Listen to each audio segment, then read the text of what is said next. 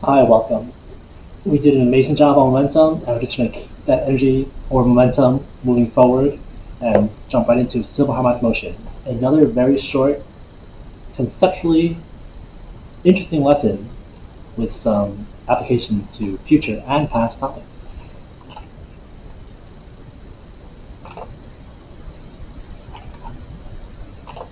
Go. Okay, great job. As we remember, the force in a spring is Kx, or Kd for displacement. And I'm going to call it restoring force today because it restores the spring back to its normal length. So it's called restoring force. Fr is K times D, the displacement. Actually, yeah, negative. Negative is fine. It's back toward the center. Cool. That's for springs. Now it's for the pendulum. This wonderful thing is a wave pendulum or harmonic pendulum I came across. It looks like a Newton's cradle, but no. All these little ball bearings are different heights, and it wouldn't work as a Newton's cradle. It's called a harmonic pendulum because it creates the most wonderful harmonic waves. To look at it, curiously, you don't look at it from the side, you look at it end on, and that's where the magic occurs. So I must turn this round so you can see the thing end on. Line it up. But there. Then you do a rather curious thing to start it. You have to take this bar you're provided with and push all the pieces upwards out of their stable point and release suddenly. As you see, the very first few swings, they all go exactly in a line. Now they're starting to go at different rates. This is a long pendulum, it's going slowly. This is a short one, it's going fast. And there's a wonderful snake it's producing. Wonderful.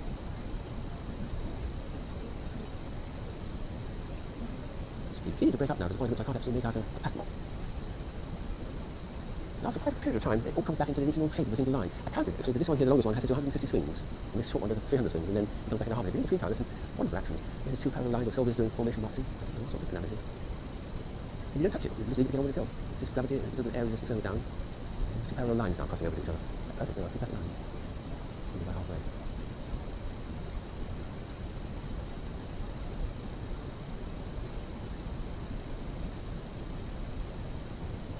Maybe a little in a minute you'll start to see a couple of snakes appearing. And they feel this into a single snake. That's near the end. Oh, yes, a single snake now.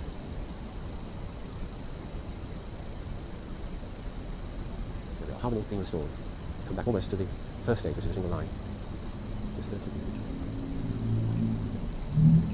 And that's the full cycle. It would then do it again if it had enough movement, but it just about stops at that point. Quite magical. Harmonic pendulum.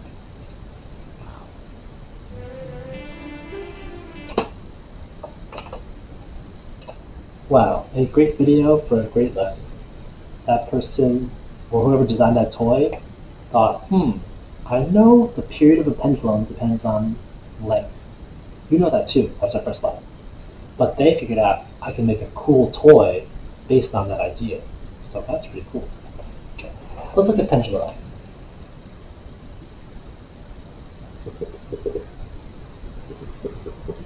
Alright, here's a pendulum, angle theta. We have to assume, for reasons, that theta is small and in radians. I would use radians in physics for the foreseeable future, so radians.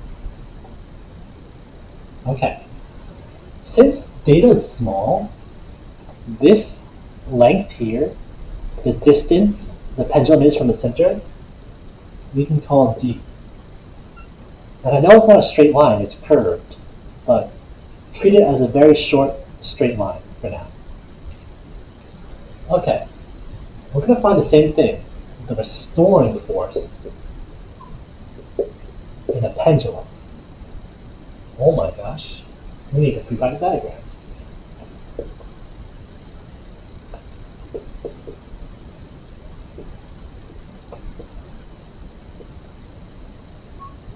Good job, I did it.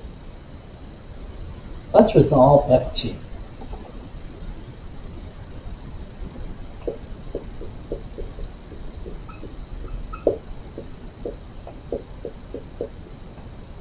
there's the restoring force. It's the force pulling the pendulum bob back toward the center. It's restoring it, restoring force.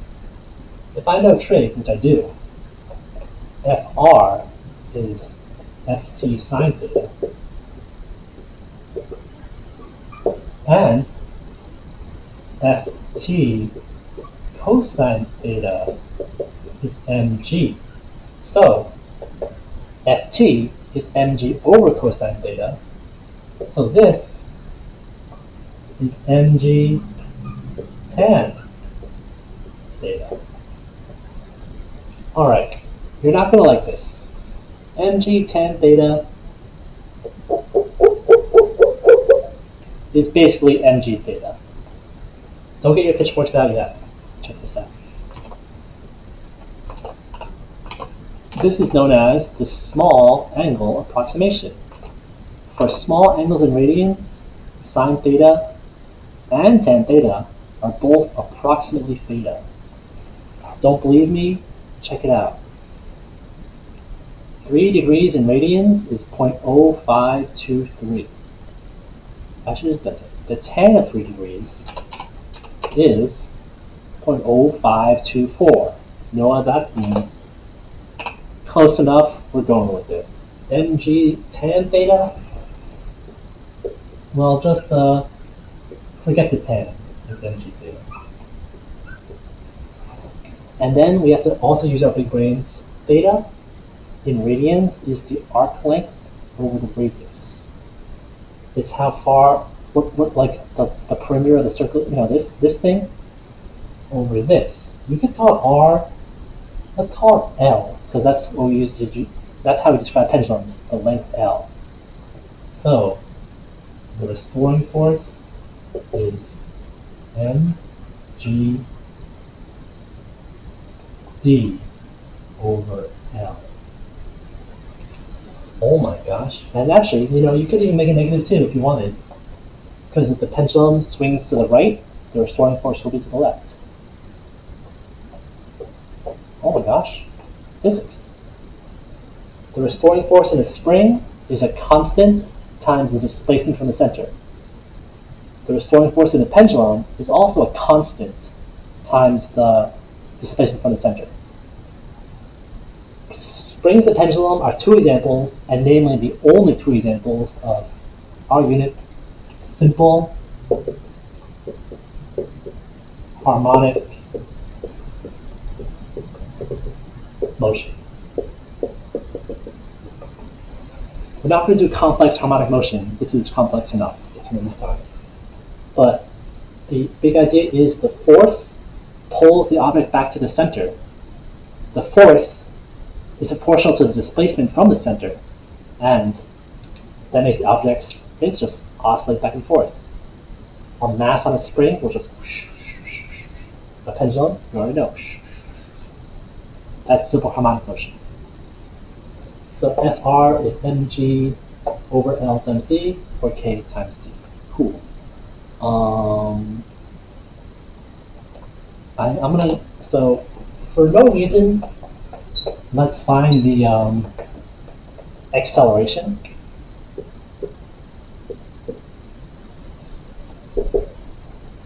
And I'll ignore the minus sign because let's talk about the magnitude. And let's do the same thing over here.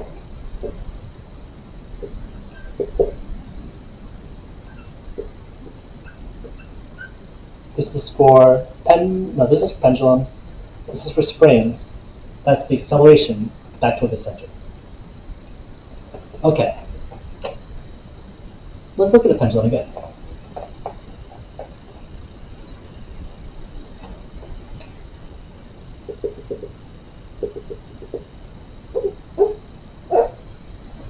Let's say in this pendulum,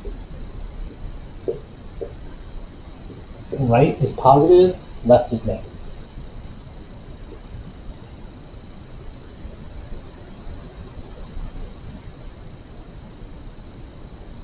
Let's say it starts on the left. So this is the position or displacement from the center first time. it starts to the left of the center, so it starts negative. What sort of graph will the displacement look like as time passes? So I pull the pendulum to the side, to the left, the negative edge. It starts out here, negative displacement. What will the graph look like? Describe it in your own words. Well, you should have figured out, oh, it'll go to the center, it'll go to 0. Then it'll go to the positive, to the right. Then it'll go back to 0.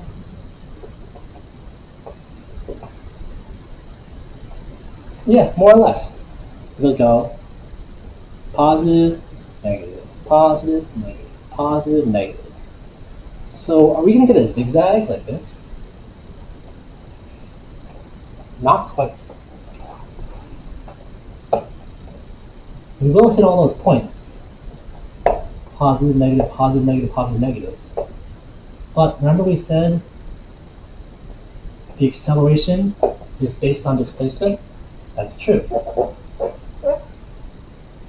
What about the velocity? When does the pendulum have the greatest velocity? And when does the pendulum have the least velocity? Tell me right now. Huh? What? Huh? Yeah, good job remembering. Oh my god, I'm so proud. The pendulum has the most speed at the bottom and least speed on top due to conservation of energy. At the bottom, it has all K, no UG. At the top, it is all UG, no K. So it's low speed, high speed, low speed, high speed, low speed, high speed, low speed, high speed. Last review. What represents speed in a displacement versus time graph? I already know you said the right answer. It's slope. The slope of this graph is speed. So it should be low slope, high slope, low slope, high slope, low slope, high slope, low slope, high slope, low slope, lower, lower, lower, always higher, higher, higher slope, higher slope, higher slope, low. Oh, the slope's got to slow down. Lower slope, oh, 0 slope. Wait, nope, it's getting back to the middle. At the middle, we have high slope. Oh my gosh. It became a sine or cosine, a sinusoidal graph. If you knew calculus, this would also be like a really big clue into some other stuff that I was just talking about. But simple harmonic motion, pendulums, and springs always make sine and cosine graphs. And it's not approximate, it's super good. It's really, really close. Check out this video. So this is like a this turntable is spinning, this rod's going in a circle. Look at the shadow of the rod. In this display, we can see that the circular motion produced by the round object, the projection of... If the rod's going in a circle, then the shadow is basically its horizontal position. So it's basically the cosine of the angle. Watch the pendulum. That is a linear motion. Let's see if I can get it right.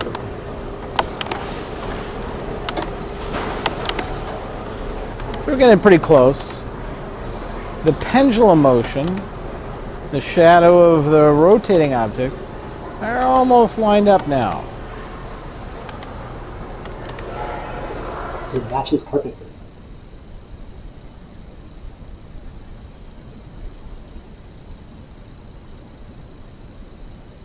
So simple harmonic motion can be described as the projection of circular motion. Another way to say that, simple harmonic motion is always sinusoidal. A position versus time graph will either look like sine or cosine, or negative sine or negative cosine, or sine of theta plus something. And hint for calculus, the velocity versus time graph and acceleration versus time graph will also look the same. Wow. Physics. Cool. What else do I feel like talking about today? So that's one big concept. The second big concept is what we already did. The restoring force. The restoring force is some constant times the displacement.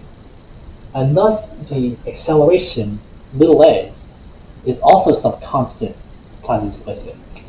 Here's the constant for a spring. Here's the constant for a pendulum. I'm saying constant. It's constant for a given spring and mass or for a given pendulum, as long as you don't change it while it's moving. While it's moving, it's constant. But obviously, two different pendulums or two different springs will have different constants. So that's little a. Last vocab note. Shouldn't have erased that.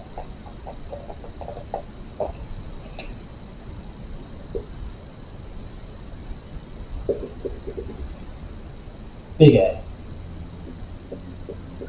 Little a is acceleration. Big A is amplitude. Amplitude is the maximum displacement or the magnitude of the maximum displacement from the center.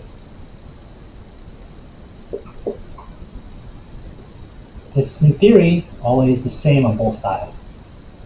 So the center position, equilibrium position, the middle, is 0. The maximum oscillation is A forward and A backwards. A. A mass on a spring will oscillate back and forth. It will go from the center to plus A to minus A. That's amplitude.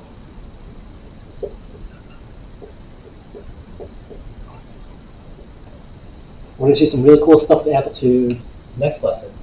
Don't mix up big A and little a. I don't think you would, but they're not the same. They're both very important.